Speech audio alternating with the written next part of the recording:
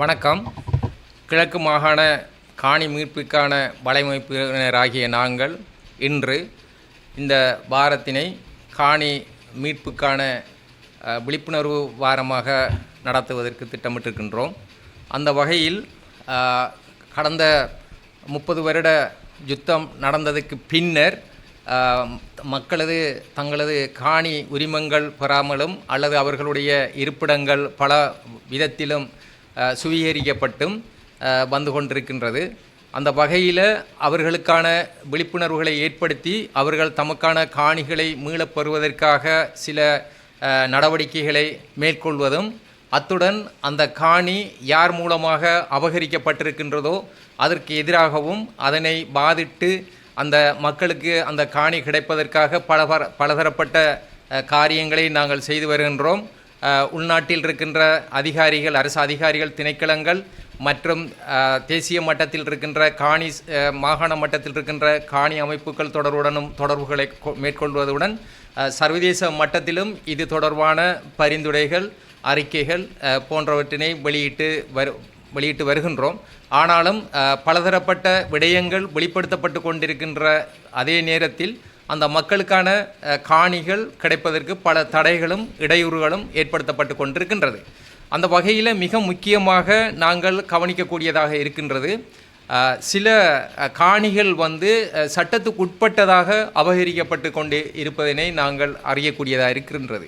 குறிப்பாக மகாவலி திணைக்களம் என்ற போர்வையிலும், மற்றது அபிவிருத்தி வேலைகளுக்கான காணிகள் என்ற போர்வையிலும், மற்றது தொல்லியல் திணைக்களம், வன ஜீவராசிகள் திணைக்களம், வன இலகா திணைக்களம், சுற்றுலா திணைக்களங்கள் போன்ற, மற்றது பூஜா பூமி போன்ற பௌத்த ஆலயங்கள் நிர்வகிப்பதற்காகவும் இந்த காணிகள் அபகரிக்க கொண்டு வருகின்றது. எனவே இந்த காணிகளுடைய அபகரிப்புகளுக்கு பின்னால் முழுமையாக அரசாங்கத்தின் நிகழ்ச்சி நிரல் இருக்குது.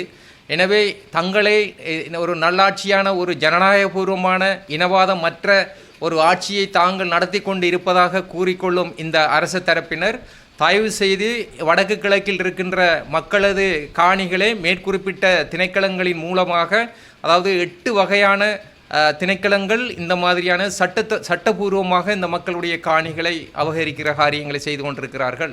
இதனால் அவர்களுடைய வாழ்வாதாரம் இழக்கப்படுகின்றது, வளங்கள் இழக்கப்படுகின்றது, அவர்களுடைய கலை கலாச்சார பண்பாட்டு விழுமியங்களை மேற்கொண்டு நடத்த முடியாத சூழ்நிலை ஏற்படுகின்றது. எனவே இந்த மாதிரியான காணிகள் அபகரிக்கப்படுவதன் மூலமாக தொடர்ச்சியாக ஒரு இனம் தனது இருப்பிடத்தை இழந்து ஒரு கட்டமைக்கப்பட்ட இன அழிப்பின்ற ஒரு பாகமாக நாங்கள் இதனை பார்க்கின்றோம். எனவே தயவு செய்து தொடர்ச்சியாக இதற்கு முதல் இருந்த அரசாங்கங்கள் செய்த வேலையில் போல இப்போது இருக்கிற இந்த அரசாங்கமும் தொடர்ச்சியாக செய்து கொண்டு வருவது என்பதனை நாங்கள் ஏற்றுக்கொள்ள முடியாது. அப்போது எதிர்க்கட்சியாக இருக்கும் பொழுது இவர்கள் இந்த காணி விடயங்கள் சம்பந்தமாக தாங்கள் ஆட்சிக்கு வந்தால் அந்த மக்களுக்கான வாழ்வாதார திட்டங்கள் மற்றும் அவர்களது காணிகள் மீட்டு வழங்கப்படும் போன்ற பல செய்திகளை சொல்லித்தான் அவர்கள் இந்த ஆட்சிக்கு வந்தவர்கள். ஆனால் இந்த ஆட்சிக்கு வந்ததுக்கு பிறகு கூட யுத்தம் காலங்களில் பாதுகாக்கப்பட்ட பூமிகள் இன்று யுத்தம் நிறைவு பெற்றதுக்கு பின்னர் வெளிப்படையாகவே அதிகாரத்தின் உச்சத்துக்கு சென்று அந்த காணிகள் அபகரிக்கப்படுகின்றது. இன்றும் நான் நினைக்கின்றேன் 3 வருட காலமாக மயிலத்தமிடும் மாதவனை பண்ணையாளர்கள் கூட 24 மணி நேரமும் வீதியிலிருந்து இந்த காணிக்காக, தங்களுடைய மேய்ச்சல் தரைக்காக போராடி கொண்டிருக்கின்றார்கள். அதே போலதான் எல்லா இடங்களிலும் சட்டபூர்வமாக நீதிமன்றம் சில அபிவிருத்தி வேலைகளை செய்யக்கூடாது என்று சொல்லப்பட்டிருந்த இடங்களில் கூட இன்றும் அந்த நீதிமன்ற தடைகளுக்கு மதிக்காது அந்த சில தொல்லியல் திணைக்களத்தின் மூலமான கட்டுமான பணிகள் தொடர்ச்சியாக நடைபெற்று கொண்டிருக்கின்றது. அந்த வகையில் இந்த மாதிரியான ஆக்கிரமிப்பு வேலைகளை நிறுத்தி கொண்டு எமது மக்களுடைய காணிகள் எமது மக்களுக்கு கிடைக்க வேண்டும் என்பதனையும் தெரிவித்து கொண்டு, தொடர்ச்சியாக இந்த மக்களுக்குரிய காணிகள் கிடைக்கும் வரையும் அவர்களுக்கு பக்கபலமாக இருந்து கிழக்கு மாகாண வலையமைப்பு ஆகிய நாங்கள் தொடர்ச்சியாக குரல் கொடுப்போம் என்பதனை தெரிவித்துக் கொள்கிறோம். நன்றி. அனைவருக்கும் வணக்கம். நாங்கள் இந்த காணி வலையமைப்பினூடாக இந்த வாரம் காணி வலையமைப்பு வாரமாக நாங்கள் எடுத்துக்கொண்ட விடயம், இந்த காணி வாரமானது அதாவது இந்த 3ஆம் மாதம் 23ஆம் திகதியிலிருந்து 28ஆம் திகதி வரைக்கும் இந்த காணி வாரத்தினை நாங்கள் முன்னெடுக்க இருக்கின்றோம். அதே நேரம் பார்த்திங்கன்னா இந்த கிழக்கு மாகாணம் காணிவாரமானது திருகோணமலை, மட்டக்களப்பு, அம்பாறை மாவட்டங்களை இணைந்து